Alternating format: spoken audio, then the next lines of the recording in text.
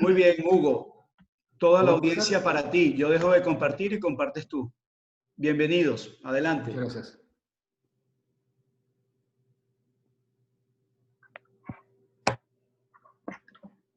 Ya. Quiero dar las gracias por la invitación. Me siento muy honrado de poder presentar hoy día con gente tan distinguida, con buenos amigos también. Eh, Quiero empezar con esta patología, que obviamente para diagnosticarla hay que sospechar la presencia. Hoy día vamos a tocar el tema endometriosis, trabajo conjunto entre el ginecólogo y el urólogo. Bueno, la definición de endometriosis es una enfermedad benigna, definida como la presencia de glándula y estroma endometrial fuera del útero que produce inflamación crónica. Por ejemplo, acá tenemos un video de una pelvis normal, que en nuestro centro este video, para mí sobre todo, es todo un tesoro, porque pelvis así como esta es una o dos al año. Así que por eso lo filmamos con mucho cariño, para determinar bien las partes del útero, la pelvis. Aquí tenemos el útero al centro, lo blanco los ovarios, aquí estamos viendo la permeabilidad tubaria bilateral, que pasa fácilmente, y ustedes deben fijarse en todo el peritoneo pélvico de la paciente, que es liso y sedoso.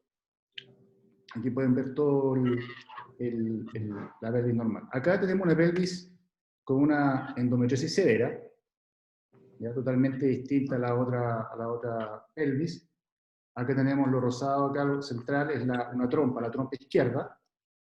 Tenemos endometriosis peritoneal superficial, nódulo recto vaginal, adherencia extensa por toda la pelvis. Aquí tenemos bula inflamatoria. Acá debajo de la trompa está el endometrioma, aquí está el endometriósico. Entonces aquí se abre el endometrioma y sale el contenido del quiste achocolatado, como se describe claramente. Acá tenemos el sigmoide, el sigmoide adherido al anexo derecho. Obviamente, para no hacer más larga presentación, también estaba adherido el apéndice bajo eso. Aquí una visión hacia cefálico. Vemos todo el tejido inflamatorio. Obviamente esta es una cirugía que inicialmente es multiequipo con los coloproctólogos. Y el objetivo principal del ginecólogo en esta patología, esta es la trompa y la fimbres, por si acaso, es normalizar la anatomía pélvica. Aquí sube el útero, para que ustedes lo vean en medio. Es devolver la anatomía pélvica, protegiendo la fertilidad de la paciente. El coloproctólogo es tratar la enfermedad de intestino grueso, y del urólogo también tratar la patología de la vía urinaria. La prevalencia de esta enfermedad en la población general es bastante alta, es alrededor de un 10%. Cuando uno ve pacientes que consultan por infertilidad, esta patología ya llega a un 30, un 40%. Es decir, va seleccionando patología.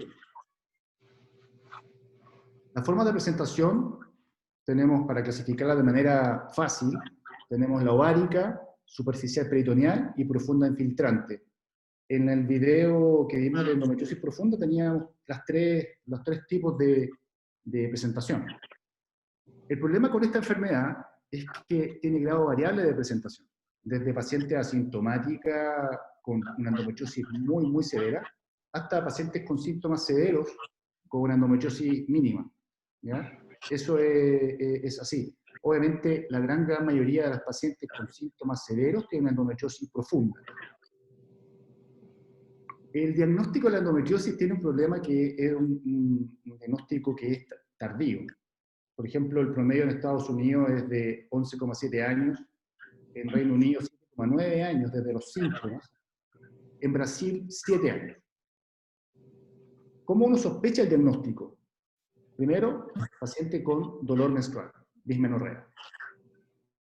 Paciente con dolor por las relaciones sexuales, la dispareunia.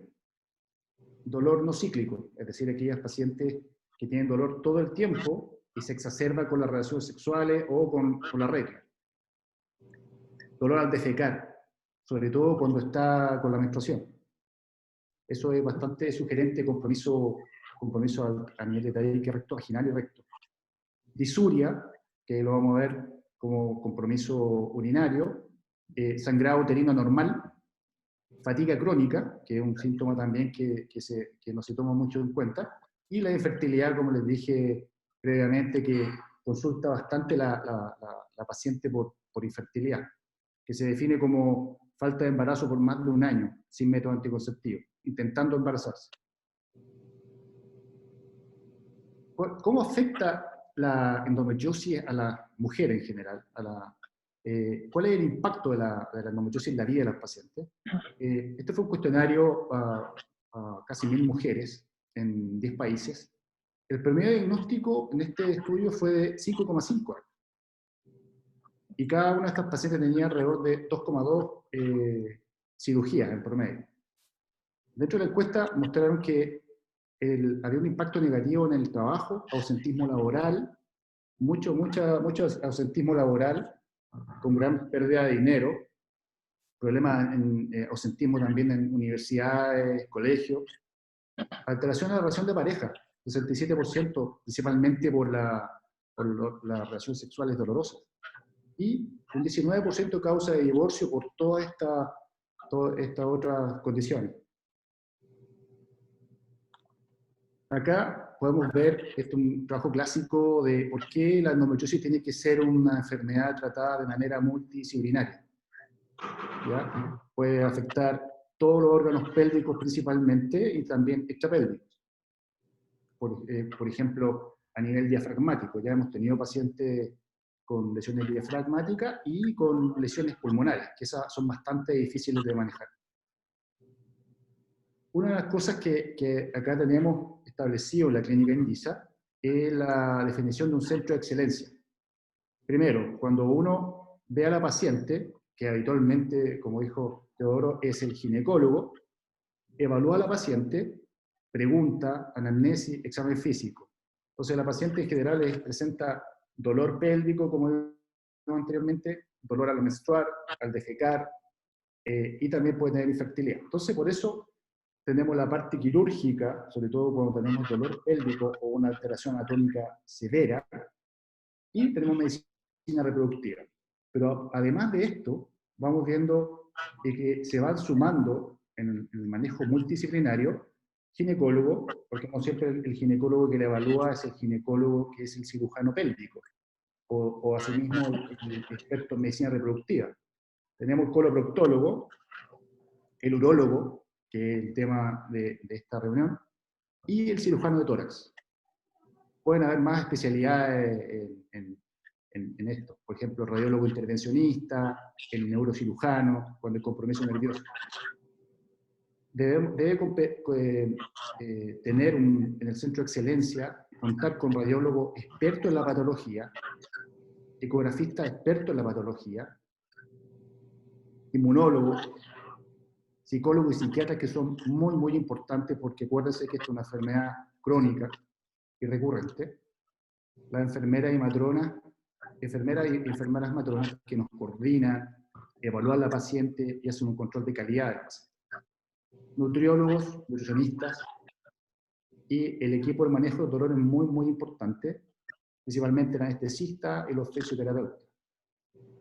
Porque hay pacientes que, el 19% de las pacientes que uno opera y tienen dolor no responden bien a la cirugía. Entonces hay que usar manejo, neuromodulación en algunas pacientes. Terapias complementarias, principalmente la medicina china, y los grupos de apoyo que son muy importantes. En nuestro país está la Fundación Chilena de Endometriosis, con la cual trabajo codo a codo, y ellas, ¿qué es lo que hacen? Este grupo hace soporte a las pacientes, orientación, asesoría, mediante vía telefónica, videollamada, teleconferencia, reuniones y literatura. Con respecto al manejo multidisciplinario, debo decir que el manejo multidisciplinario es considerado una buena práctica en el manejo de condiciones crónicas, así como el cáncer y en este caso la endometriosis. ¿Cuáles son los beneficios del manejo multidisciplinario? Se coordinan los esfuerzos de especialistas en el cuidado de las pacientes. Alta calidad en la toma de decisiones. Reduce incidencia de prácticas cuestionables. Estandariza el cuidado de las pacientes. Y mejora los resultados. Mejora el resultado para las pacientes y además disminuye las complicaciones. La preparación preoperatoria es muy importante en la planificación quirúrgica, ya que todos conversamos el mismo idioma, se determina la localización de la enfermedad y por ende se establece la función de cada equipo, se evalúa la extensión de la enfermedad y qué órganos compromete. Hay una planificación de reuniones con multiequipo. En nuestro centro en Indisa nos reunimos, por lo menos antes de la pandemia, nos reuníamos una vez al mes y hacíamos presentaciones de pacientes y o casos clínicos o temas específicos. Y discutir cuidado postoperatorio y complicaciones. Eso también se conversa con la paciente. Además, debo decir que las pacientes conocen a todo el equipo médico de acuerdo a la patología que tenga. Por ejemplo, si tiene un compromiso intestinal, tiene reuniones y evaluaciones por el coloproctólogo. Si tiene compromiso urológico, obviamente conoce al urólogo implicado en la cirugía. El tratamiento quirúrgico es laparoscópico, el gold standard en endometriosis. El objetivo de la cirugía, reducción del dolor, reducir la recurrencia, porque en las pacientes con endometriosis se tienen que reoperar alrededor del 58% alrededor de los 5 años. Es decir, hay una tasa de reoperación bastante alta. E incrementar la fertilidad sin comprometer la función ovárica, que ese es parte de mi trabajo. Los beneficios para el equipo médico es que otorga un marco de referencia para el mejor entendimiento de la enfermedad. Uno aprende de los otros grupos, así como los urólogos aprenden de nosotros aprendemos de los urólogos y de los coloproctólogos. Se toman mejores decisiones, soporte para casos más complejos, mayor satisfacción laboral, porque aparte de trabajar en equipo, uno gana amigos, ¿ya? Que lo apoyan dentro de esta patología que es bastante compleja. Bienestar psicológico para todo el equipo. Aquí tenemos ahí, me tienen a mí ahí después de una cirugía difícil. Y eso es lo importante de trabajar en equipo. Uno trabaja más tranquilo, es más satisfactorio, menos complicaciones y amigos. Ahora vamos a lo que nos convoca. Con respecto a la endometriosis de las vías urinarias. Por ende, siempre sospechar en paciente mujer joven en edad reproductiva si tiene alguno de los síntomas, dolor pélvico, dolor menstrual, dolor al tener relaciones sexuales, siempre sospechar en una endometriosis, siempre.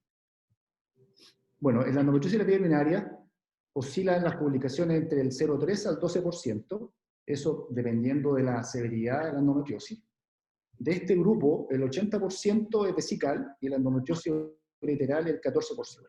Pero en términos generales, en la patología, se establece en todos los textos que la incidencia es el 1% de las pacientes con endometriosis, del total.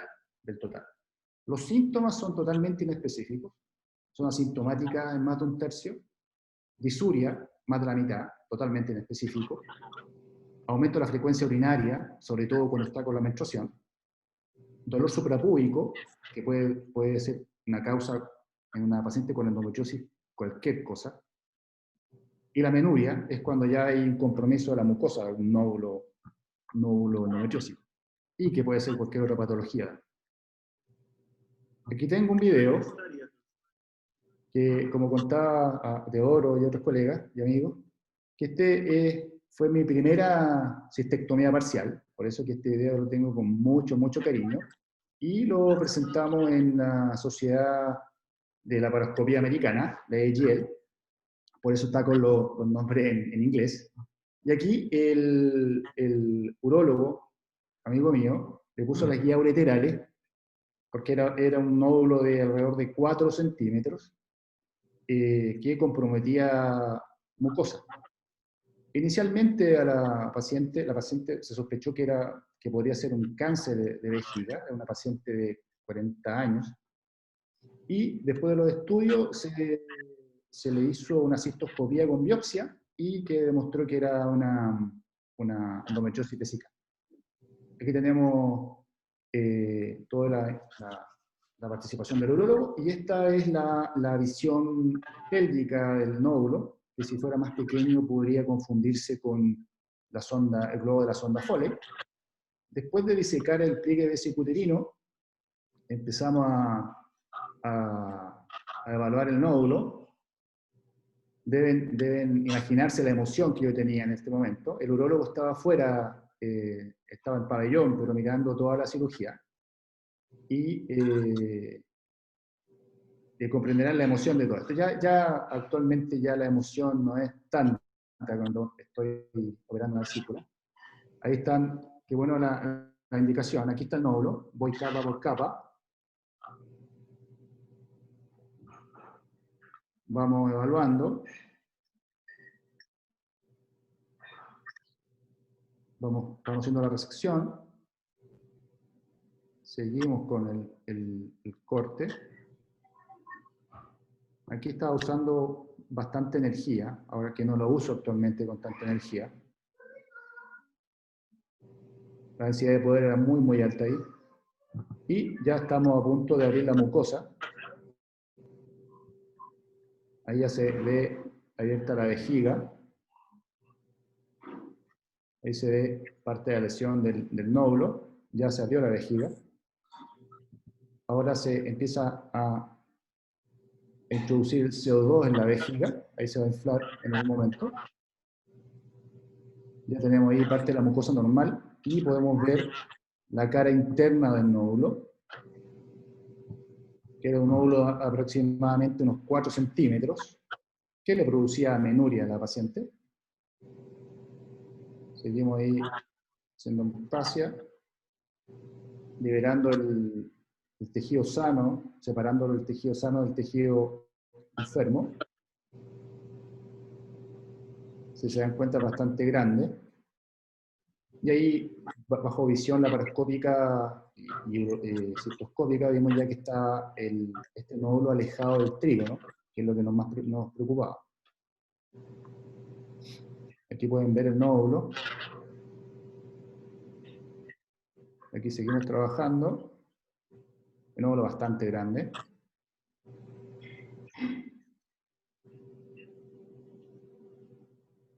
Aquí estamos resecando en forma casi completa el nódulo. Obviamente en la base todavía nos queda un poco de tejido endometriósico que finalmente se tiene que resecar para hacer una cirugía limpia. Ahí pueden ver ustedes la cara interna del nódulo. Y posteriormente comenzamos con la sutura plano.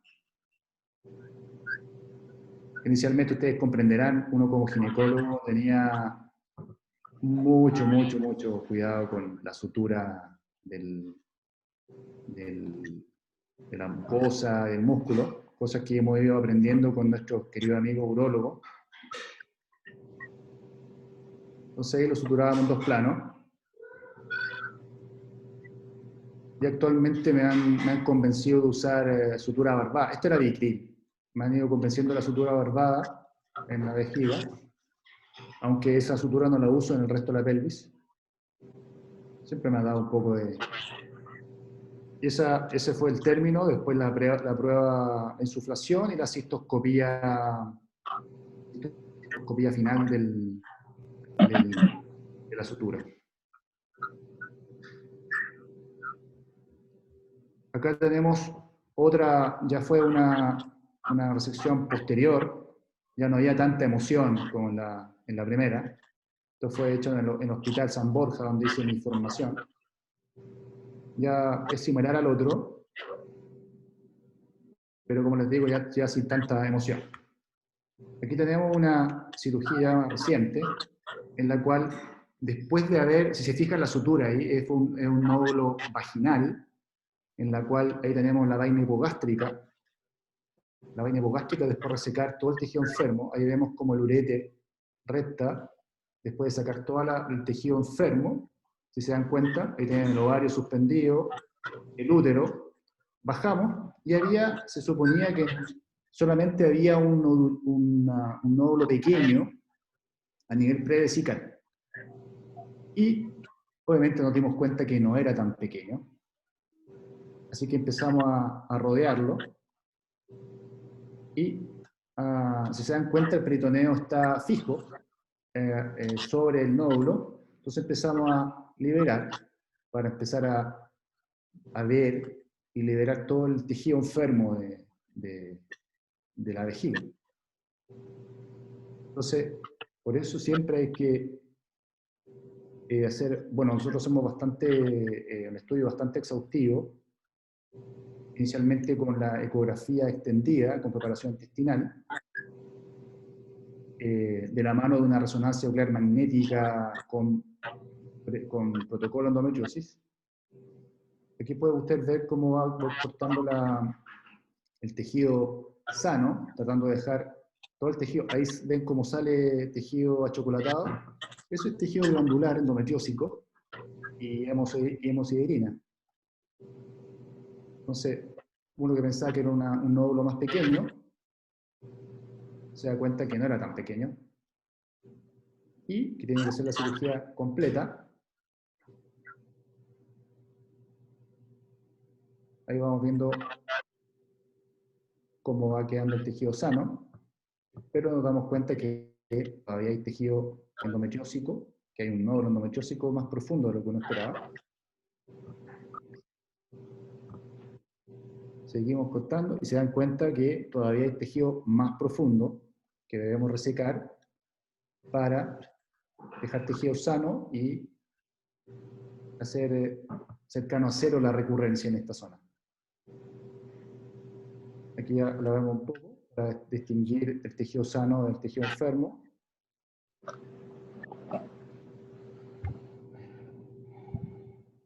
Queda un poco tejido. Después, posteriormente, obviamente, repasamos el tejido, resecamos todo el tejido enfermo. Acá estoy usando monocril, que es mi favorito para todo, aunque ya me están convenciendo mis amigos urólogos, Arquímedes, sobre todo de usar sutura valvada. Pero no puedo negar que me gusta hacer sutura de ese punto. Así que tenemos aquí el plano seromuscular. No tuvimos que abrir de vejiga, no tocamos mucosa. Hacemos la sutura y después hacemos la sutura siguiente con el plano seromuscular.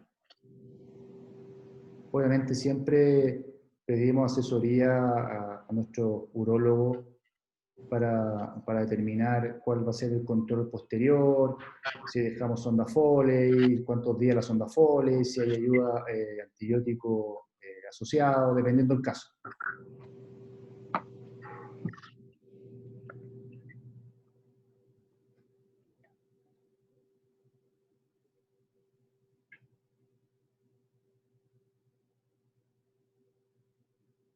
Así que ahí está toda la sutura. Obviamente se cierra de manera hermética. Y nosotros pensábamos que ya íbamos a terminar la cirugía y nos tocó el nódulo, después de haber hecho una cirugía bastante compleja pélvica. Y ahí estamos ya casi terminando con esta parte.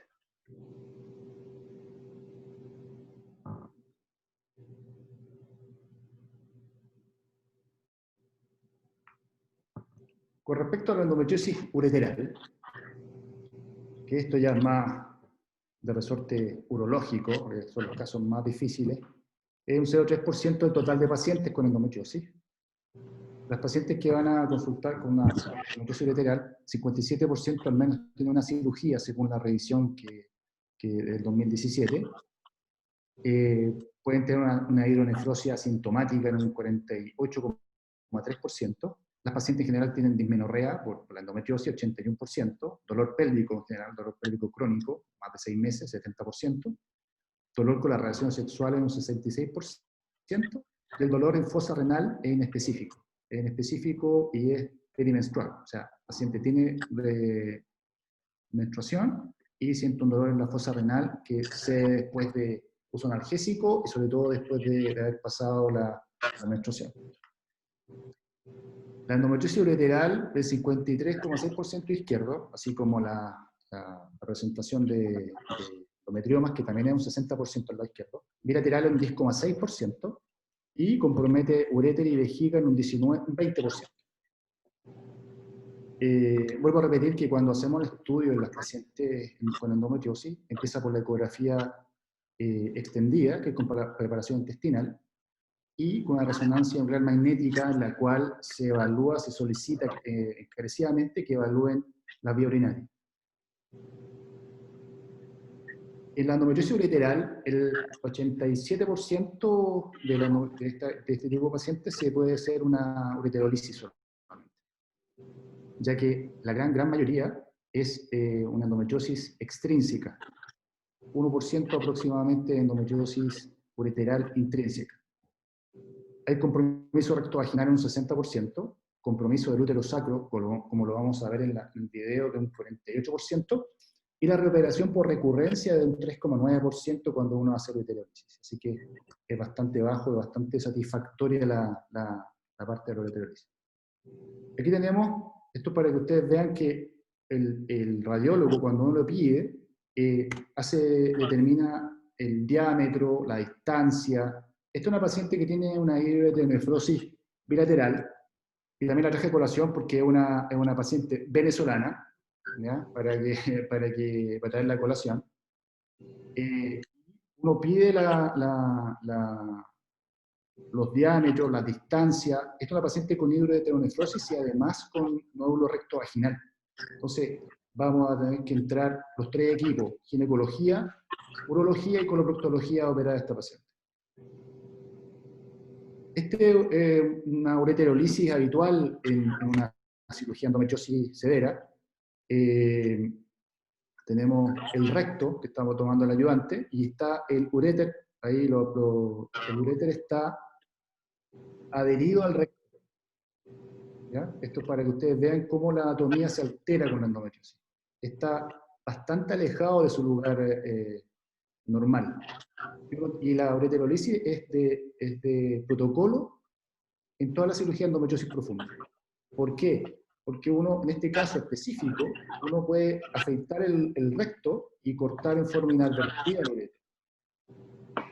Ahí ven ustedes un nódulo endometriósico que está adherido al recto y al uréter. Entonces, uno debe hacer la cirugía evaluando nítidamente el uréter, porque puede estar involucrado en la endometriosis profunda.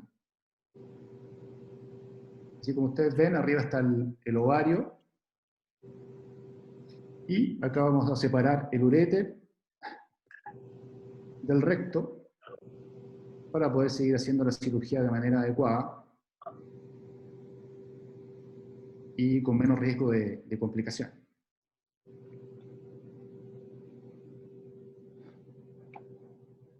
Aquí pueden ver, tengo un poco, pero nada importante, y lo que nosotros buscamos es que aparezca la grasa perirectal,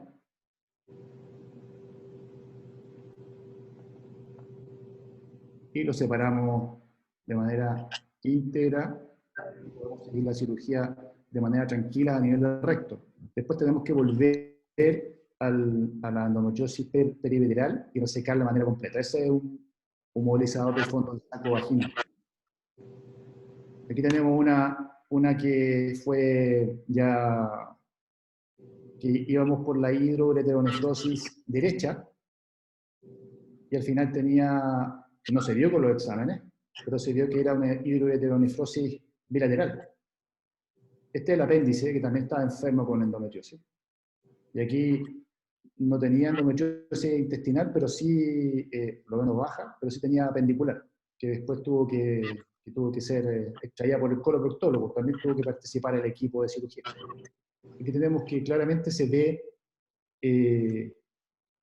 dilatado el uréter, pero como tenía que hacer una inspección completa de la pelvis, nos dimos cuenta que el uréter izquierdo también estaba dilatado. Se dan cuenta esta parte, ahí está el uréter, y acá arriba está el nódulo periureteral, que tiene compromiso también del ligamento útero-sacro izquierdo. El peritoneo está muy acartonado, infiltrado. Ahí está el nódulo periureteral. Acá ustedes pueden ver cómo se empieza a producir un edificio en el ligamento ancho de ambas capas. Aquí podemos verlo por el otro lado.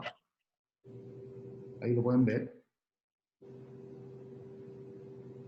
Habitualmente los nódulos, cuando los vemos en este tipo de nódulos, siempre tienen relación con el cruce con la arteria uterina.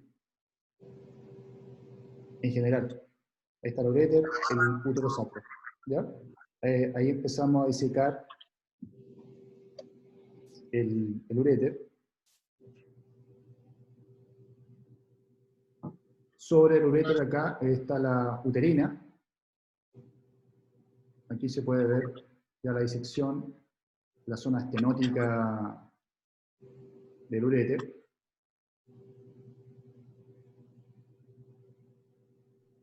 Ahí se empieza a liberar.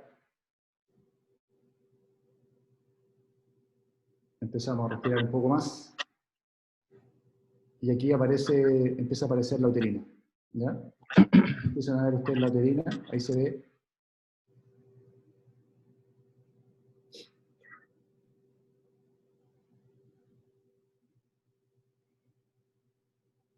Ahí pueden ver cómo tratamos de decidir por dónde continuar.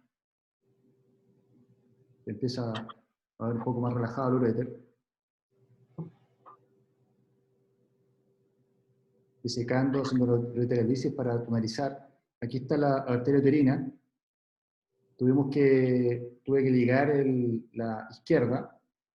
Siempre en la parte reproductiva hay que dejar, ojalá, una arteria uterina para la posterior reproducción. Cuando se ligan ambas uterinas hay más malos resultados perinatales, más tasa de aborto, partos prematuros. Por eso aquí no tuve otra opción más que cortar esta uterina, pero preservando la otra. Ya ahí está el uréter bajo el cruce de la uterina. Y nos dimos cuenta que había un nódulo vesical sobre la entrada del uréter izquierdo. Así que todas las medidas del caso, si se dan cuenta, no fue para mí tan fácil llegar y ligar la uterina, pero no había otra alternativa en este caso.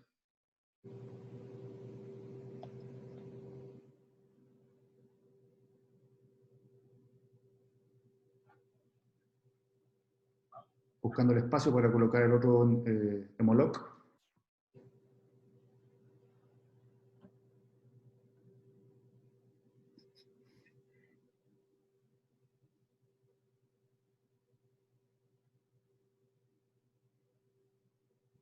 Y colocamos el siguiente hemolock.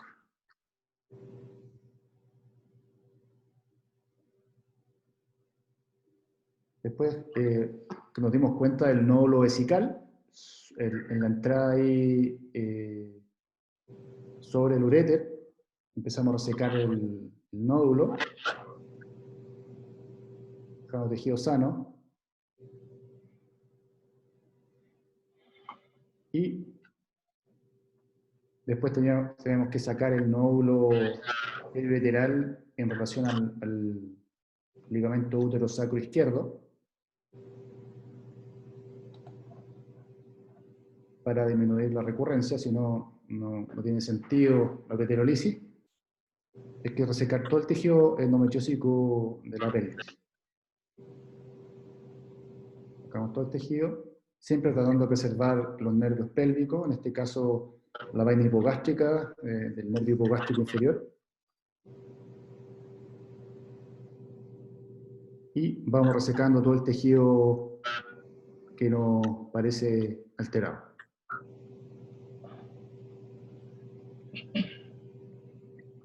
Seguimos sacando, o sea, extrayendo el tejido.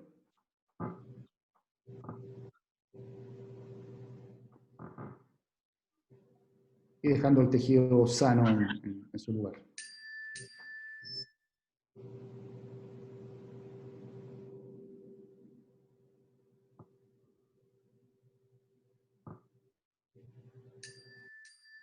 Seguimos resecando. Y ahora por fin podemos empezar por el uréter por el cual íbamos por el cual íbamos. Esta paciente llamaba la atención que no tenía, aparte del apéndice, no tenía más endometriosis intestinal, solamente periureteral. Aquí estamos haciendo la disección, la ureterolisis, siempre preservando la vaina propia del uréter.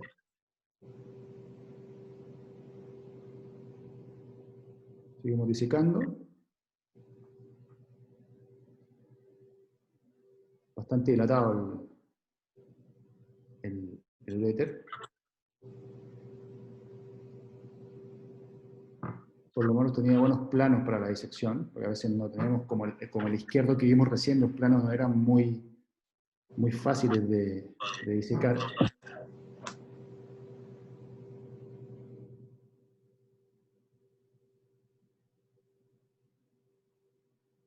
Como ven, aquí con mi amigo urólogo he aprendido a tratar con mucho cariño el uréter.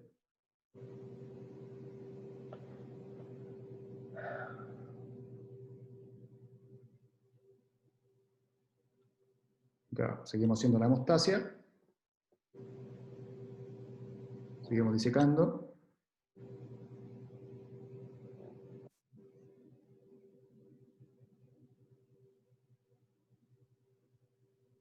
Seguimos con la hemostasia.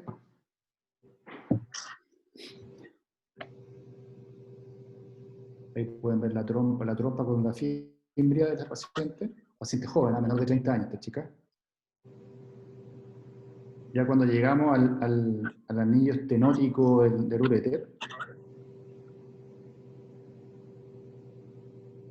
nos damos cuenta que también tiene un nódulo bastante grande a nivel periureteral para uterino.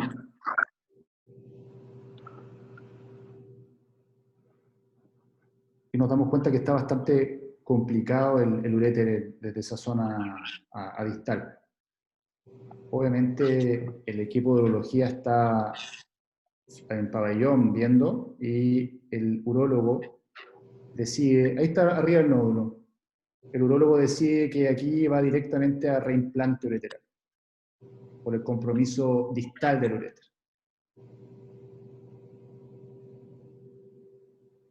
Ahí tenemos el hemoloc y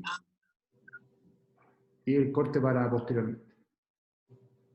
Y acá, después de haber resecado todo el tejido enfermo, hasta aquí llega el trabajo del ginecólogo, ¿ya? Y aquí toma el equipo de urología, obviamente habiendo terminado todo mi trabajo de resección, obviamente faltaba un poco la resección del nódulo parauterino, y aquí comenzaba el equipo urológico.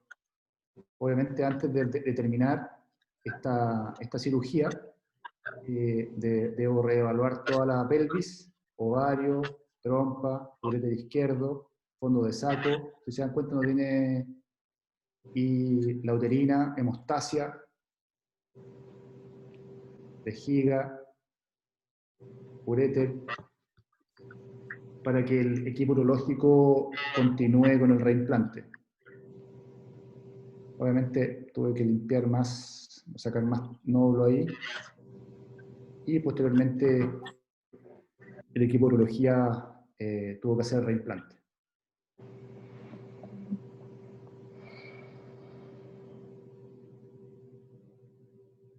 Aquí por suerte no tuvimos nada que hacer en a nivel de recto. Y la pelvis quedó bastante ordenada para su función reproductiva. el ligamento redondo. Y una visión ya final, hemostática.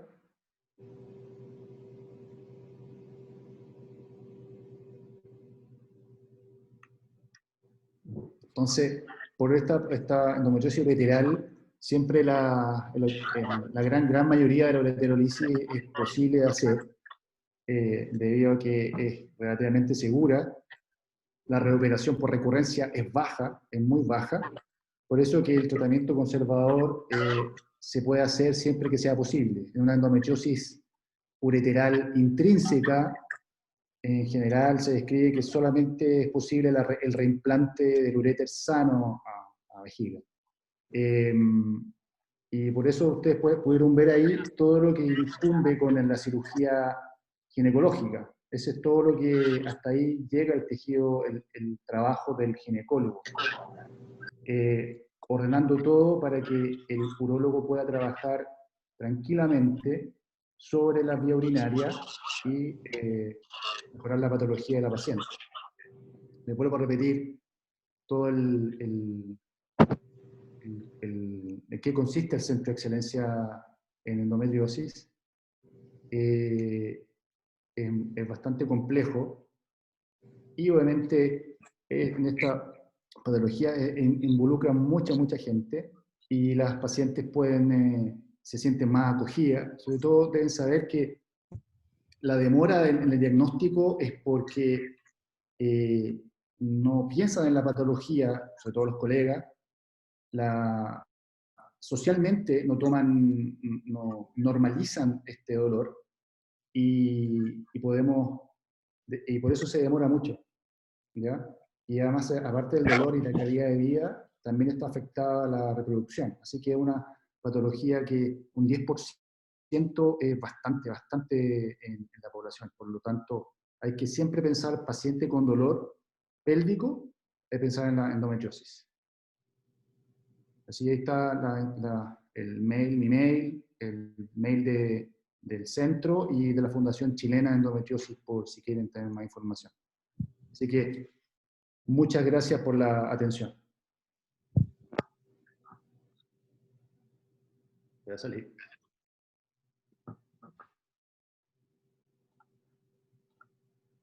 ¿Salí?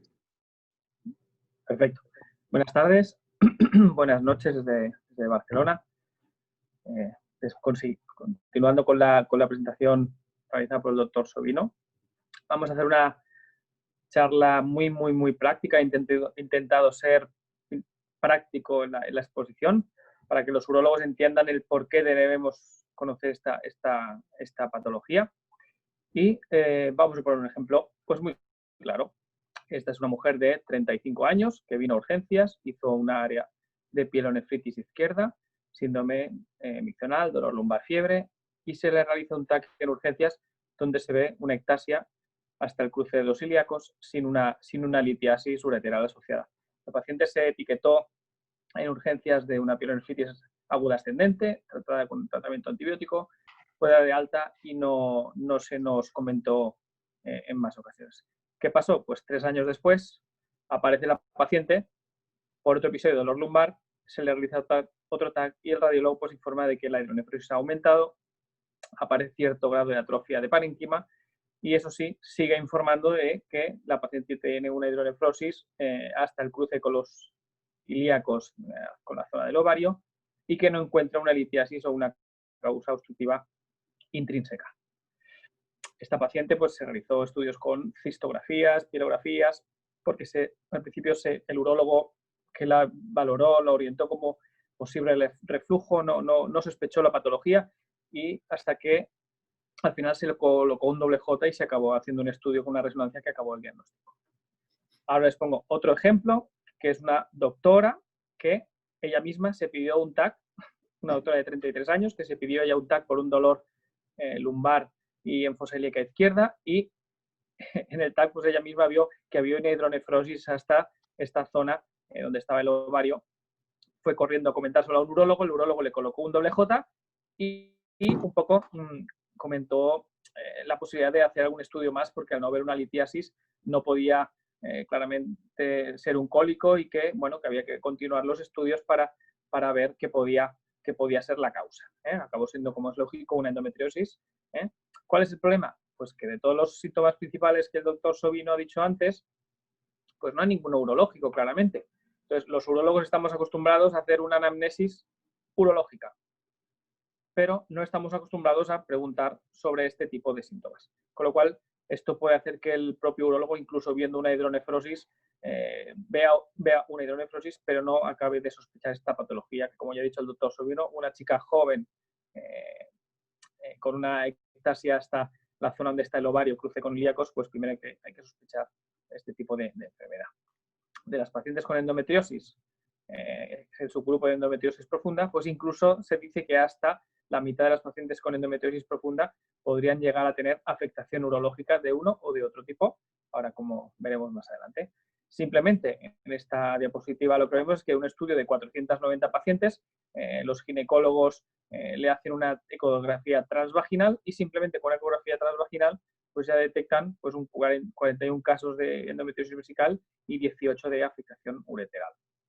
Con lo cual es importante saber este tipo de afectación. En este estudio es un estudio muy interesante porque de 697 pacientes, 213 pacientes con endometriosis profunda, ellas en este estudio detectaron que hasta el 53% podían tener afectación urológica.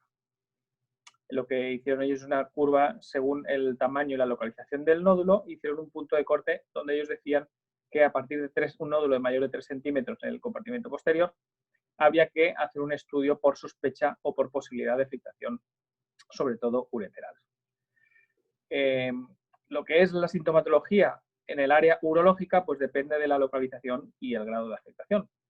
Si nos centramos en el tramo urinario superior, pues el dolor lumbar cólico como cólico nefrítico típico no es así, no es tan frecuente. Es un dolor más cíclico, sordo, errático. No es el típico cólico nefrítico que estamos acostumbrados a ver.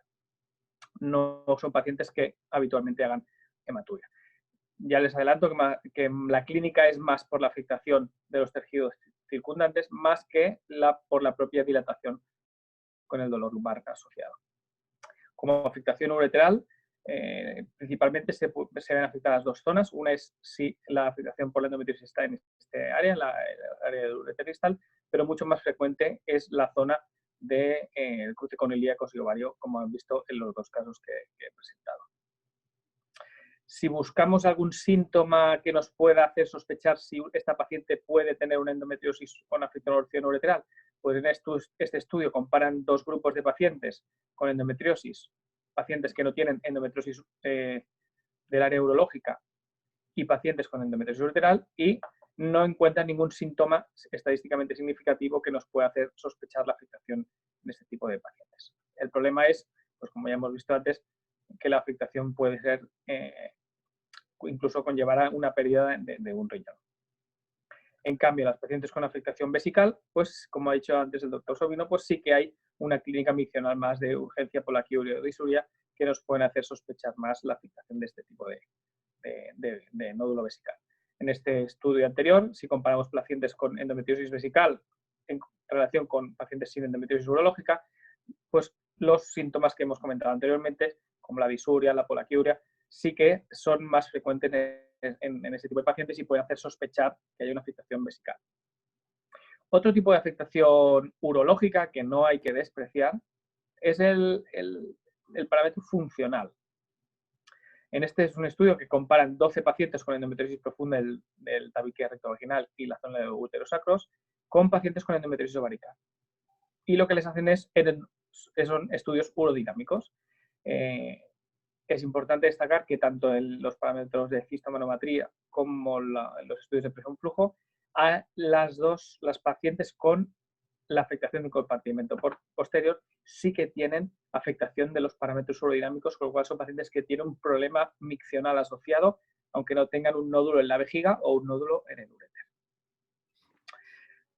Como hemos dicho y como ha dicho el doctor Sovino, lo primero que hay que hacer para diagnosticar a este paciente es sospecharlo. En los dos casos que he puesto antes, pues no se sospechó del inicio y con lo cual te puede llegar a retrasar el diagnóstico, incluso perder, estas pacientes pueden llegar a perder el riñón, como ya veremos en las siguientes diapositivas. Una vez lo sospechado, lo que necesitas es una confirmación radiológica. La ecografía transvaginal, como hemos visto anteriormente, pues sirve para órganos pélvicos, es una arma muy útil que realiza el ginecólogo, incluso te puede ver el nódulo vesical o incluso la relación con el jet ureteral. En nuestro caso, la ecografía abdominal solo es útil si sospechamos la afectación renal con hidronefrosis. En el TAC, ojo, porque pueden haber falsos negativos y otro caso más de un TAC con una hidronefrosis con un cambio de calibre a nivel del cruce y en el radiólogo en este caso pues simplemente volvió a describir hidronefrosis hasta el cruce con los ilíacos sin causa aparente. La urografía endovenosa pues puede ser lo mismo para valorar la hidronefrosis, el estado funcional, el retraso del riñón y sobre todo, como ya hemos visto anteriormente, la resonancia pélvica es la prueba más utilizada para este diagnóstico. Es muy útil para valorar estructuras pélvicas, pero ojo, porque puede ser difícil visualizar los uréteres. Y este es un ejemplo clarísimo que vimos en nuestro hospital, donde vemos un nódulo que vemos que retrae la grasa, incluso infiltra la pared rectal, y vemos que este es el penúltimo corte de la resonancia, y este es el último corte de la resonancia, donde vemos que aparece esta estructura circular, que el radiólogo, como es lógico, como es solo en un corte, lo confundió con una área quística, pero en realidad esto es el uréter. Con lo cual, este paciente tiene una hidronefrosis que no se diagnosticó en su momento. Para los nódulos vesicales es muy útil para ver la localización y el tamaño. Y, como vuelvo a repetir, es muy importante que convenzamos al radiólogo de que el estudio completo de una paciente con endometriosis profunda debe incluir una resonancia abdominal y no solo pélvica, porque este es un problema que nos podemos encontrar y que dado que la paciente no da unos síntomas claros, se puede pasar desapercibido una hidronefrosis como es esta. O este es otro caso con un endometrioma quístico gigante, no es la vejiga, es un endometrioma quístico, que en los cortes sagitales no se veía bien y en los cortes coronales pues vimos que esta paciente pues, tenía una hidronefrosis bilateral importante, con lo cual había que actuar de forma preferente. En la cistoscopia podemos ver las lesiones quísticas y azuladas que se pueden confundir con tumores vasculares. Esto es una cistoscopia con un nódulo endometriósico justo detrás del meato y en este caso la biopsia o la RTU es diagnóstica pero no es terapéutica en los casos de endometriosis vesical. ¿Cómo podemos valorar el grado de obstrucción? Pues utilizando un renograma diurético. Este es un caso de una paciente con una cierta ectasia del riñón derecho, pero es una ectasia no obstructiva, con lo cual no hubo que hacer ningún tipo de abordaje de este uréter. Este es otro caso, es uno de los casos que hemos visto anteriormente, con una paciente con una hidronefrosis, con una cierta atrofia de parénquima y un patrón obstructivo en adrenograma, que se hizo una cirugía y un reimplante ureteral, y 3 meses después de quitar la sonda y el doble J, pues vemos que el riñón, aunque a pesar de que no ha recuperado, como es lógico, funcionalismo ni parénquima, como mínimo ahora pues ya no tiene esta obstrucción. ¿Qué tratamientos le podemos ofrecer a estas pacientes? Pues en cateterismo doble J, en el caso de que haya una obstrucción aguda y la cirugía pueda retrasarse o no podamos ofrecer cirugía en un tiempo aceptable. En el caso de los nódulos vesicales hay que hacer una cistectomía parcial. Y este es un ejemplo muy claro. Este es un estudio de 600 pacientes, con 75 pacientes con nódulo vesical. 14 de ellas se les había hecho una RTU previa y en todas, después de hacer la cistectomía parcial, había endometriosis activa. También es importante ver que una vez has detectado un nódulo vesical hay que completar el estudio, como ha dicho el doctor Sobino, porque estas pacientes suelen tener nódulos en otras localizaciones, con lo cual son cirugías de abordaje multidisciplinar. Pero es verdad que son cirugías muy agradecidas porque en todas ellas, comparación con los síntomas prequirúrgicos o posquirúrgicos, todos los síntomas mejoraron claramente con la cirugía, tanto en la dismenorrea, la dispareunia, el dolor no cíclico pélvico, los síntomas gastrointestinales y los viscerales. Tanto en pacientes con nódulos vesicales aislados como en nódulos de compartimiento posterior, más sintomáticos o menos sintomáticos. Todas las pacientes suele mejorar con el tratamiento quirúrgico. Con lo cual, en esta diapositiva añadimos que una RTU no es curativa, como hemos visto antes. Es más porque la patología son nódulos extra vesicales que infiltran a la vejiga, con lo cual con una RTU es imposible que acabemos de extirpar toda la lesión. En el caso de afectación ureteral, pues se puede hacer, como hemos visto anteriormente, una ureterolisis o una ureterectomía parcial con un reimplante. Este vídeo que yo les presento es un vídeo muy cortito, simplemente para ver un poquito el grado de adherencia de estos nódulos, lo que es un nódulo al nivel de los ilíacos, como estoy marcando aquí con la Maryland, y un poco para que vean el grado de adherencia que llegan a tener estos nódulos, incluso hasta los ilíacos. Normalmente lo que hacemos, lo que hago con estas cirugías es buscar el área sana, grasa sana, para primero, sobre todo, identificar estructuras nobles, para evitar, sobre todo, que haya algún tipo de complicación severa en este tipo de cirugía. Y una vez vas por el plano sano, el plano grasa sano, pues ya puedes ir primero identificando estructuras y luego ir liberando el nódulo. Simplemente este vídeo es ahora veis una imagen cuando lo cojo con el cuarto brazo, cómo realmente la rigidez de las estructuras hacen que se muevan incluso los vasos ilíacos al estirar del nódulo. Esta era una paciente pues, que acabó también en un reimplante ureteral porque la afectación del ureter estaba comprometido a este nivel y no fue posible una ureterosis. Ya ven aquí que al estirar se estiran todos los vasos ilíacos, incluso la vena, y que la rigidez del nódulo es lo que nos va delimitando este tipo de cirugía. Esto sí que es una crítica que puede tener la cirugía robótica porque nosotros, tanto los ginecólogos como los urólogos, nos orientamos mucho en el tacto, con la pinza vas tocando lo que es grasa sana y lo que es grasa patológica, y esto es una de las limitaciones del robot. En el caso de tener que hacer una ureterolisis, un reimplante, perdón, he puesto este vídeo, que es un vídeo muy cortito, simplemente porque era un vídeo que tuve que cortar bastante alto el ureter y costaba llegar, a pesar de haber liberado toda la vejiga, y lo que he hecho fue no sé si se ha visto en el vídeo, pero esto es la trompa y el ovario, y lo que hice fue una ventana en el ligamento ancho y pasé el ureter por debajo. Una vez pasé el ureter por debajo, ganas 1 centímetro, 1,5 centímetros, que a veces ya es suficiente como para que no quede como una cuerda de guitarra el reimplante. Una vez tras espatular y poner el doble J, lo que hago es siempre 2 suturas semicontinuas con una sutura reabsorbible. Siempre empiezo por el ángulo, como es lógico, y lo que hago son dos suturas semicontinuas, como he dicho antes, pues una por cada lado, ya para acabar anudando el extremo distal. Yo creo siempre que la parte más importante es este ángulo, con lo cual es la parte que mejor tiene que quedar. Yo donde pierdo el tiempo es en los 2 o 3 primeros puntos de cada sutura hemicontinua. Luego esta zona de aquí le doy menos importancia porque la zona donde puede hacer una estenosis yo creo que es esta.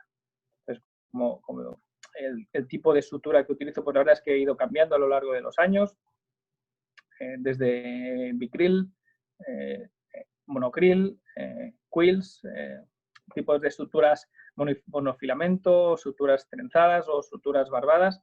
La verdad es que no soy yo creo que la sutura va bien, cualquiera de ellas, todas tienen ventajas, todas tienen inconvenientes. Revisando las últimas pacientes que habíamos operado tanto en Vall d'Hebron como en la clínica de Sheus, pues yo la verdad es que veo que soy un poquito agresivo, porque de las últimas 29 pacientes, 16 las he reimplantado, 2 de ellas bilaterales y 13 ureterolisis. Y un poco, una de las cosas que yo siempre comento con los ginecólogos cuando estamos en el quirófano es que es importante tener un trozo de uréter para que el patólogo nos dé la anatomía definitiva y poder no infraestimar el número de pacientes con endometriosis con afectación de la pared ureteral, que de otra manera no se puede tener, como es lógico. Si no enviamos muestra de uréter, pues no se puede tener el diagnóstico. Es una imagen que me gusta mucho poner este clip porque lo que vemos es intentar hacer una ureterolisis. Yo siempre lo hago con tijera, intento rascar, disecar, liberar, hasta que llega un punto que ya te encuentras que no puedes avanzar más y es cuando te empiezas a cortar el uréter, cuando ves realmente el grado de afectación que tienen estas pacientes. Aquí empiezas a cortar y ves que realmente el grado de engrosamiento del tejido periureteral, que yo creo que en esta zona, si conseguimos, una vez hemos el reimplante, enviar este fragmento de uréter con este fragmento de pared, con el nódulo, aquí es donde nos puede realmente dar el diagnóstico definitivo. En el caso de los pacientes que hemos realizado ureterolisis, pues, claro, hay un porcentaje de pacientes que no tienen anatomía patológica, hay pacientes con fibrosis y hay pacientes con endometriosis periureteral. Sin embargo, las pacientes con reimplante ureteral, pues ha habido 2 pacientes que tenían uréter normal, un 25% de pacientes con fibrosis y la gran mayoría de ellas pues tienen endometriosis periureteral o incluso de la pared del uréter.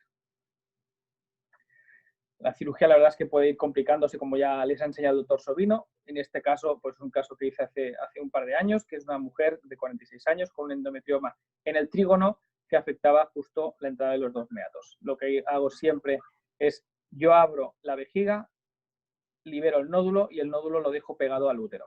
En este caso, pues la doctora Suárez, que es la ginecóloga, hizo la histerectomía con el nódulo pegado y sacó la pieza por vía transvaginal, llevándose el nódulo vesical con toda la cara posterior de la vejiga enganchado al útero. Es curioso porque luego, al ver macroscópicamente el útero, se veía exactamente la línea de una cesárea que tenía y el nódulo justo ahí. Una vez sacamos la pieza, pues se cierra la vagina. Y una vez hemos cerrado la vagina, pues empieza a hacer el reimplante ureteral, que en este caso era bilateral, con un gran defecto de la cara posterior. La verdad es que yo he hecho 2 casos así, uno por robot y el otro por laparoscopia. La verdad es que los 2 casos son bastante complejos y bastante... hay que dar bastantes puntos, es bastante cansado.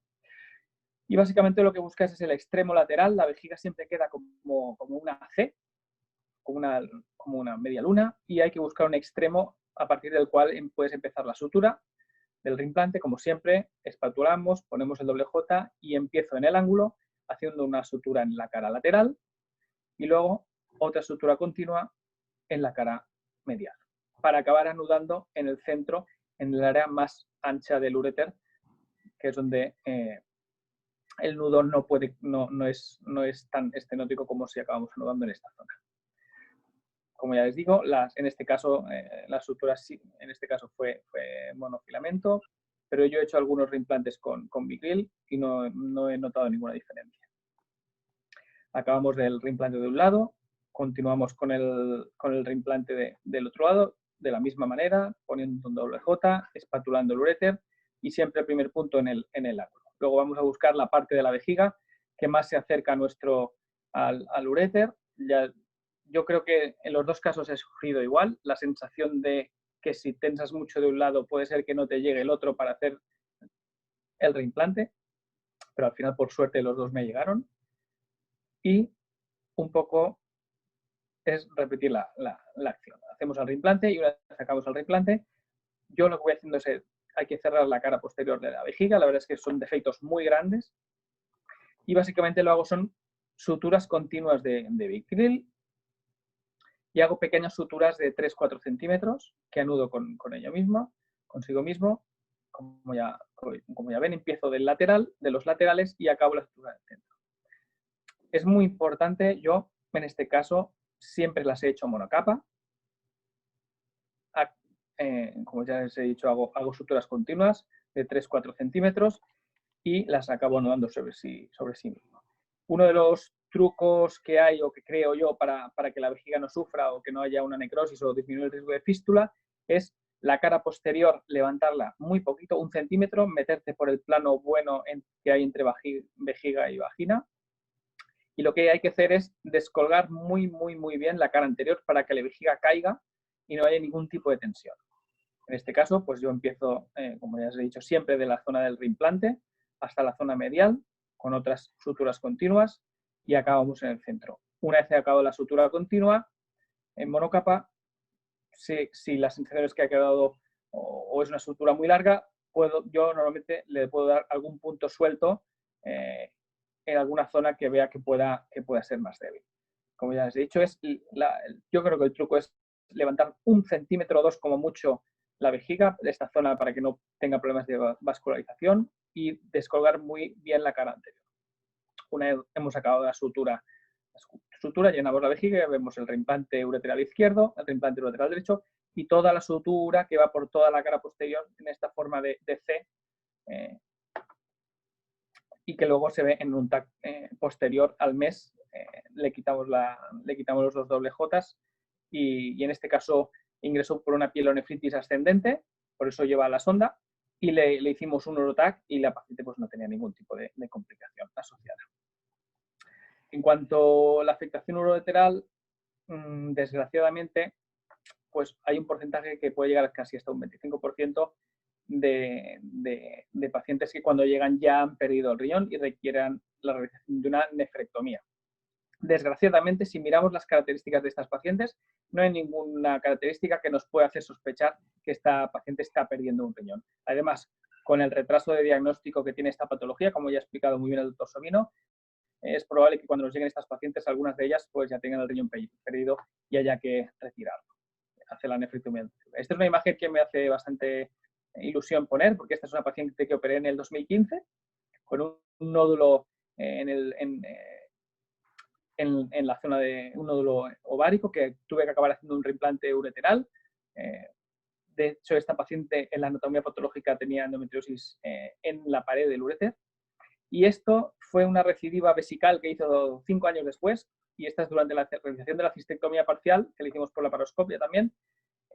Se ve perfectamente la zona de reimplante que había hecho yo hace 4 años y medio antes, perfectamente epitelializado, y pues la verdad es que es curioso ver cómo queda una zona de un reimplante ureteral pues 5 años antes, que yo por esta imagen no la había visto así. Una vez hemos hecho el tratamiento, es muy importante que hacemos un seguimiento correcto de estas pacientes, porque estas pacientes pues, pueden tener estenosis del uréter, sobre todo si se ha hecho una ureterolisis o si has hecho un reimplante se puede estenosar, o que tengan sintomatología por reflujo en casos de reimplantes, o secuelas neurológicas como incontinencias, vejigas neurógenas o retención aguda de orina. Este es un estudio que en 800 pacientes, 16 pacientes quedan en retención aguda de orina y buscan la causa. Un poco, si repasamos las diapositivas que hemos visto anteriormente, vemos que estas pacientes tenían los nódulos en tabique rectovaginal y ligamentos uterosacros, un poco por donde llega la inervación. Solo una paciente tenía un nódulo vesical y 2 pacientes tenían hidronefrosis, pero un poco lo que viene a decir es que la afectación del compartimento posterior aumenta el riesgo de una actuación funcional de la vejiga. Como hemos visto en aquel estudio donde se hacían las resonancias, estas pacientes seguramente, si se les hubiese hecho una urodinámica antes, ya tendrían algún tipo de afectación de este tipo. En el caso de pacientes que tengan este tipo de secuelas, pues básicamente es, como ya les he dicho, no por la afectación directa del urétero de la vejiga, sino por la afectación de la inervación de la vejiga. Son pacientes que puedes hacer urodinámicas antes o después, con incontinencias, con pacientes que pueden necesitar valsalva para orinar o incluso la presión de vejigas neurógenas. El seguimiento específico que hago yo es un mes después de la retirada del doble J. Primero hacía urografías, ahora ya les hago directamente urotacs. Y en el caso de que haya habido algún tipo de afectación o del parénquima, les hago un renograma como han visto en las pruebas posteriores, en las diapositivas posteriores. Si una vez estas pacientes ya hemos visto que el primer control es correcto, en los casos que haya hecho reimplante ureteral o que se haya hecho ureterolisis, simplemente es seguimiento clínico que hacen los ginecólogos. Y yo lo que sí que hago es una ecografía una vez al año para confirmar que el reimplante no ha habido ningún problema asociado. Perfecto.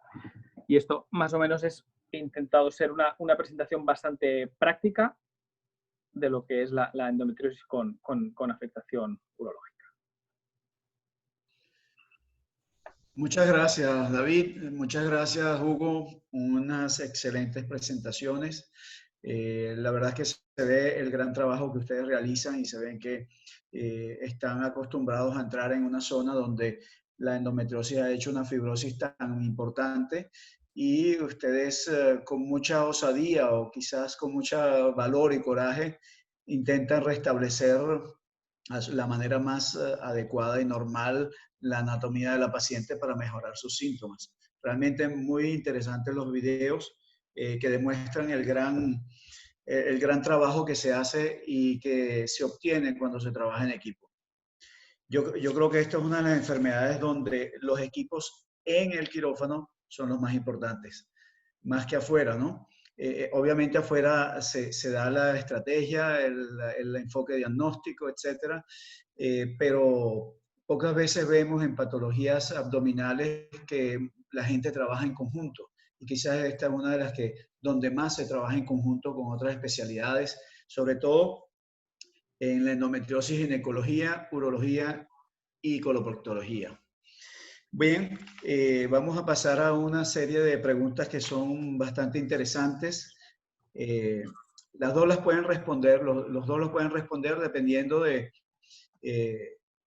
si están más enfocadas hacia la ginecología o hacia la urología, ¿de acuerdo?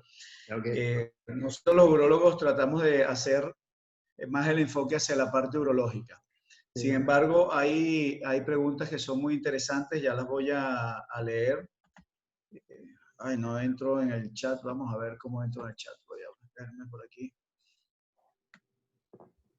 Muy bien. A ver, el doctor Miguel Cancini desde España pregunta, ya les voy a poner aquí. Desde el punto de vista farmacológico, ¿hasta qué punto es adecuado el uso de progestina y análogos de la hormona liberadora de gonadotropina? Personalmente, ¿hablo yo primero, David? Sí, lo que sea Sí, más se escucha. tratamiento hormonal. Sí, en general no usamos preoperatorio. O sea, lo que sucede es que las pacientes en general de endometriosis, del grupo que yo atiendo, 2/3 de ellas quieren embarazarse posteriormente. Y no utilizamos ni progestina, ni decapeptil o lupron, ninguno de los agonistas GnRH. Solo uso en algunas ocasiones cuando las pacientes tienen mucho dolor. Cuando tienen mucho dolor y no lo puedo manejar o no quieren tener hijos, uso progestina o anticonceptivo combinado con estrógenos también. Pero el agonista GnRH solamente lo utilizo en pacientes con dolor que no sé, con ningún tratamiento médico y que ya han sido operadas, y a veces algunas pacientes operadas múltiples oportunidades. Pero preoperatorio no utilizamos. No utilizamos porque produce fibrosis y uno minimiza la patología endometriósica pélvica. Así que no utilizamos preoperatorio. Muy bien. Hay una pregunta muy interesante del doctor Milton Chacón que dice, ¿el tiempo de la cirugía debe ser con el periodo menstrual? ¿Tiene alguna validez o toman en cuenta eso para llevar a una paciente a quirófano o no?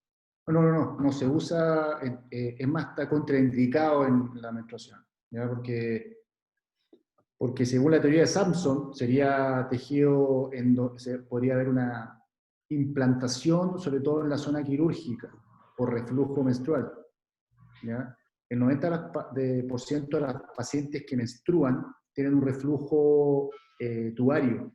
Entonces tendríamos tejido endometrial por toda la pelvis que podría más encima implantarse en todo el tejido cicatricial. Así que está contraindicado. Muy bien.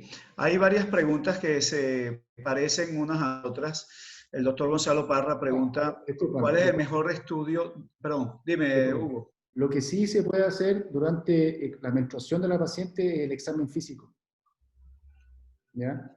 Para determinar los puntos gatillo, puntos dolorosos, ¿ya? Pero eso habitualmente en ginecología. uno lo puede ver. O hacer una cistoscopía perimenstrual a ver si hay algún sangrado vesical, ¿ya? Pero la cirugía no. Muy bien.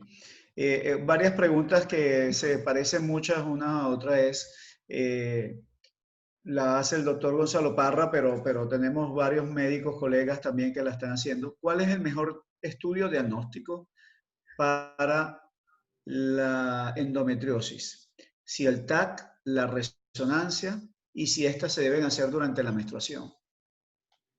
Primero, tampoco lo hacemos durante la menstruación, pero en nuestro protocolo en la INVISA, lo que pasa es que el TAC no. El TAC para la endometriosis no tiene ninguna utilidad. Nosotros hacemos la ecografía transvaginal extendida, que es con preparación intestinal, y que aparte requiere mucha experiencia del operador. Con la resonancia nuclear magnética también hay un protocolo y desde el jefe de radiología, él y en nuestro caso el doctor Marcelo Castro y el doctor Íñigo, establecieron un protocolo de resonancia, ¿ya? Que evalúa desde los riñones hasta abajo, pero que no me vayan a escuchar la dirección médica, pero no se pide abdominal y pélvico porque estarían como 2 horas las pacientes y les saldría más caro. Entonces, como protocolo, se evalúa de los riñones para abajo y se establece claramente la evaluación de los ureteres. ¿Por qué? Porque si tuviéramos alguna sospecha, habría que pedir un examen extra, que es un urotac.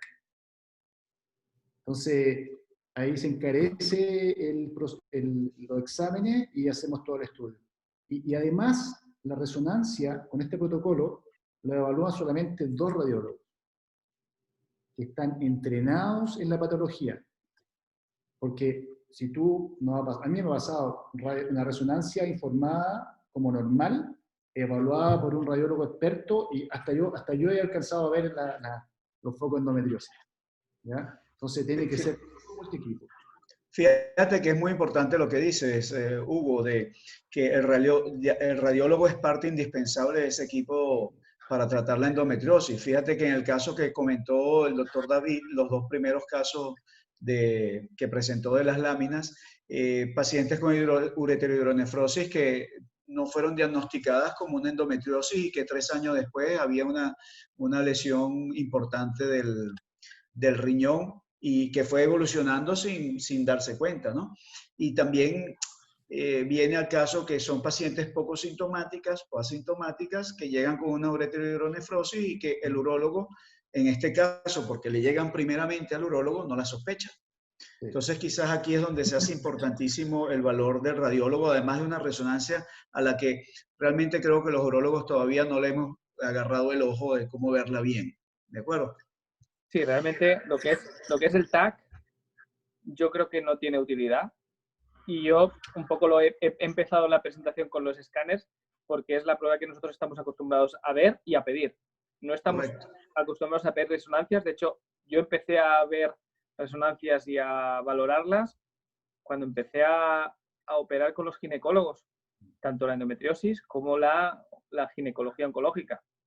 Pero hasta el momento no tenía costumbre de valorar imágenes de resonancia. Y esto es muy importante porque los urólogos es una prueba que no tenemos mucha, no se nos ocurre pedirla. Cuando un TAC vemos que no hay una piedra, por decirlo burdamente, no es un cólico nefrítico por una piedra, a veces no pensamos que con una resonancia puede haber una afectación extrínseca que con la resonancia lo verás claramente. Muy bien.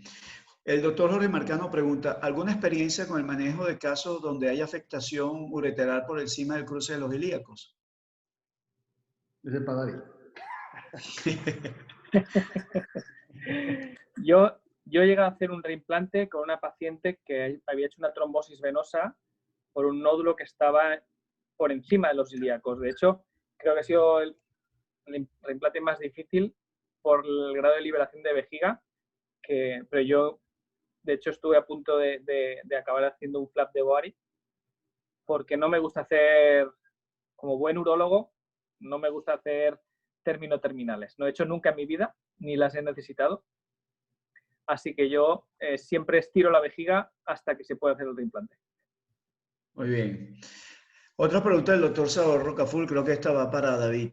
¿Cuál es el porcentaje de incidencia de fístulas post-cistectomías o colpectomías parciales? ¿Y qué recomiendan a todos los médicos y al público en general para evitar el diagnóstico tardío de la endometriosis? Tienen allí los dos para comentar algo. Pues porcentaje de incidencia, si me lo hubieras preguntado justo hace 2 meses, te hubiese dicho que por suerte no tenía ninguna, pero justamente fue operar la hermana de una ginecóloga y tuvo una fístula que encima tuve que reoperarla en plena pandemia, con lo cual fue bastante complejo operarla, pero fue, y de hecho, como siempre pasa, fue en un caso con un nódulo vesical y un nódulo pequeñito en la vejiga y en un ligamento redondo. Hizo un hematoma que se infectó y acabó haciendo una fístula vesical. Pero por suerte, pensad que estas pacientes son pacientes jóvenes, sanas, sin grandes comorbilidades, no son oncológicas, no son pacientes tóxicas, no son pacientes irradiadas, con lo cual tanto las cistectomías que han visto de grandes nódulos vesicales como reimplantes de grandes fragmentos de uréter son pacientes muy agradecidas y que por suerte cicatrizan muy bien. Muy bien. Hay otra pregunta por aquí, creo que el doctor Jorge Marcano pregunta, de manera postoperatoria, ¿no utilizan análogos para disminuir la posibilidad de recidiva? ¿Qué dice Hugo? No se ha visto una utilidad con respecto a eso, para nada. O sea, es más, el análogo, el efecto dura mientras dura el efecto del análogo, no, después de 3 meses, 6 meses, no, todo igual. Mira, y otra pregunta, el doctor John López, quería saber si tiene experiencia o recomiendan en conjunto el uso de análogos, cuándo y por cuánto tiempo, antes de un tratamiento de fertilidad o sin él. Con respecto al tratamiento de infertilidad, se ha visto el uso de análogos GnRH de 3 a 6 meses solamente para mejorar la calidad de los ovocitos. Son pacientes con endometriosis que han tenido malos resultados y que tienen buena reserva ovárica.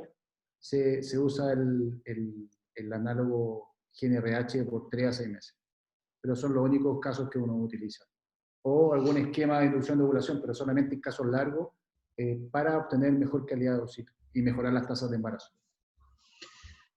Ahora vamos a 2 o 3 preguntitas últimas o más o menos a ver cómo es el enfoque de cada uno de ustedes cuando estamos en quirófano, ¿no? Primero, bueno, vi que David presentó un video de robótica. ¿Y cuál es la opinión de ustedes dos acerca de la robótica en la endometriosis?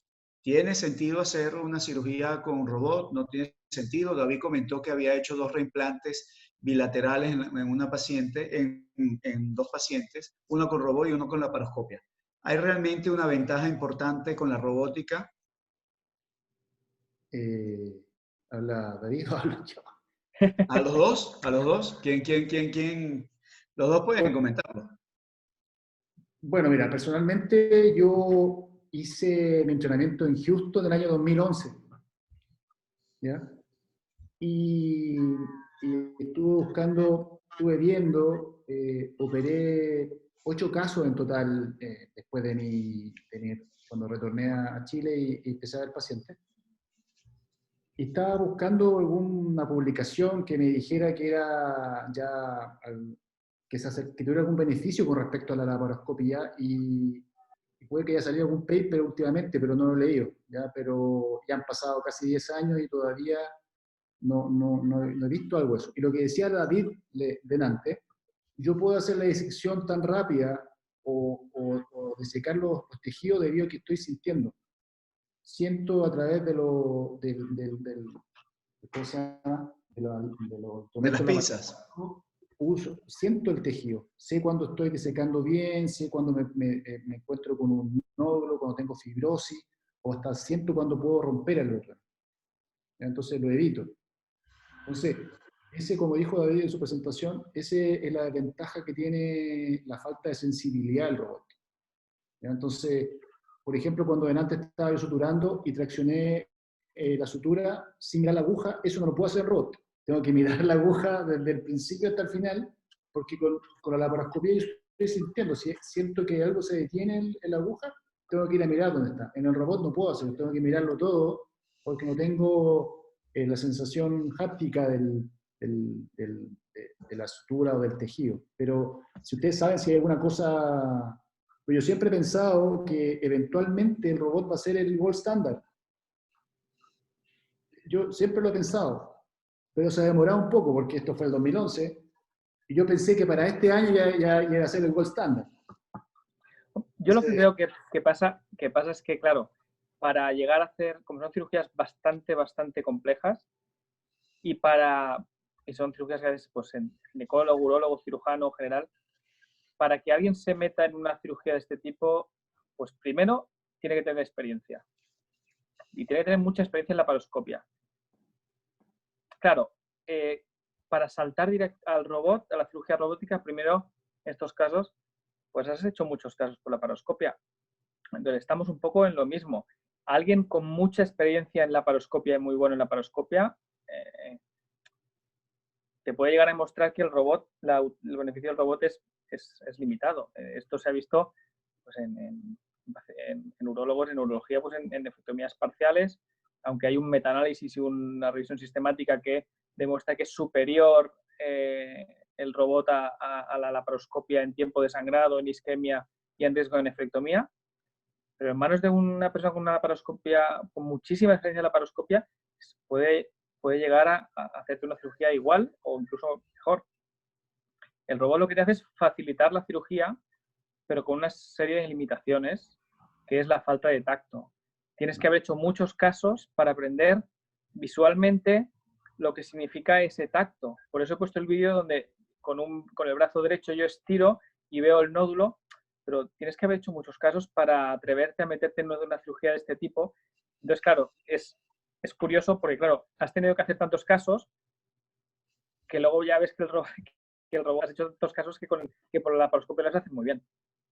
Nosotros en nuestro centro depende un poco de la cantidad y la afectación de los nódulos, un poco entre el ginecólogo, el cirujano, el coloproctólogo y yo, pues discutimos el abordaje, los tempos de la cirugía y lo que tenemos que hacer cada uno y vemos si se puede beneficiar de la cirugía robótica o de hacerlo por laparoscopia. Es un poco una negociación que hacemos entre nosotros.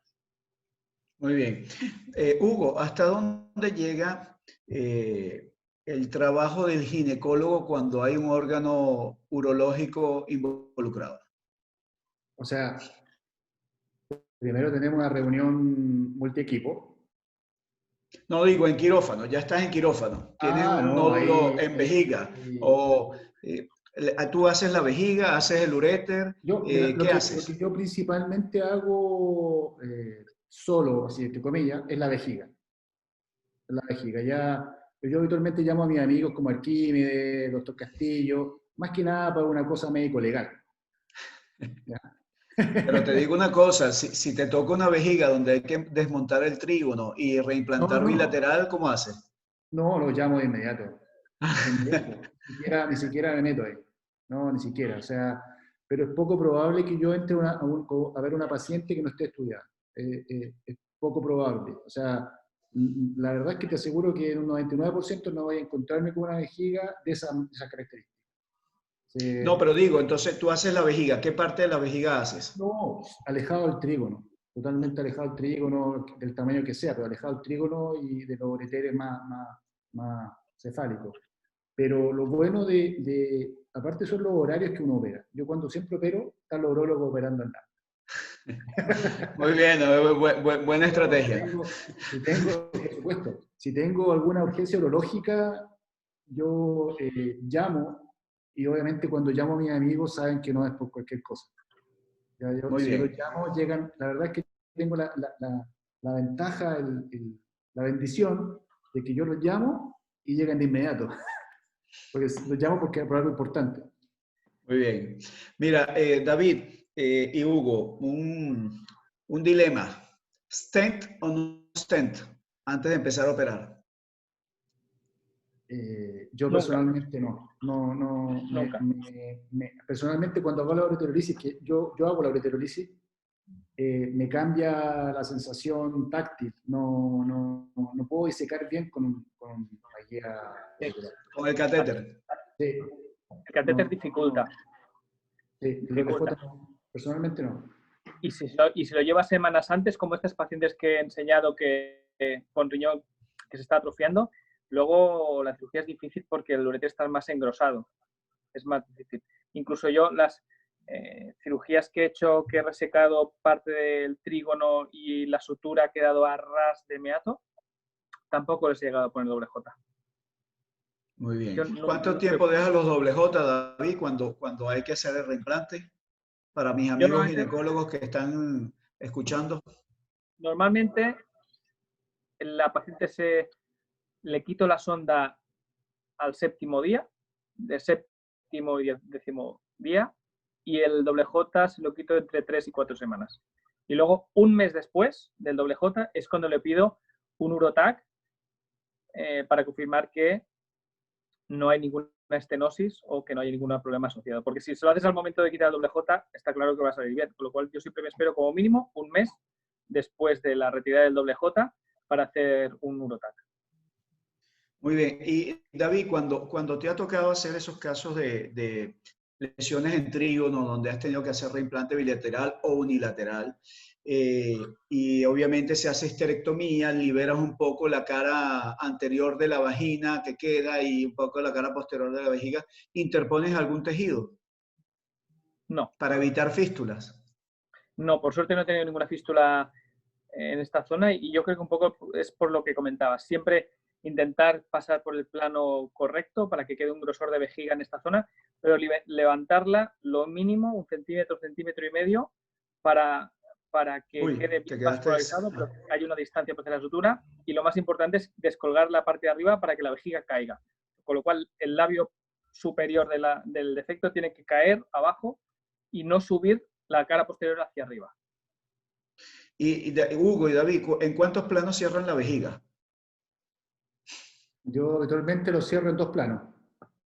Y eso me lo cierro mi amigo urólogo. Yo no hago nada que no haga el urólogo. No, yo empecé cerrándolos en 2 y, como ya he comentado en el vídeo de robótica, los cierro en 1 con continuas y luego un punto de refuerzo suelto y simplemente eso. Ya. Mira, hay otra pregunta muy interesante, lo hace la doctora Rosa Bendaño. Si utilizan alguna sustancia para evitar la fibrosis en la zona quirúrgica y evitar evidentemente una estenosis a futuro. Yo uso poco, en este tipo de cirugía uso poco el Intercip, que es carboximetil y celulosa, y en aquí no uso en general. No uso antiadherente cuando hago la ureterólisis. Lo que hago es retirar todo el tejido enfermo, pero una de las complicaciones que se producen es la fibrosis, obviamente, después de la cirugía. Pero principalmente no dejar tejido necrótico, dejar tejido sano y evitar un exceso de coagulación, para no dejar tejido necrótico. Muy bien. Bueno, amigos todos,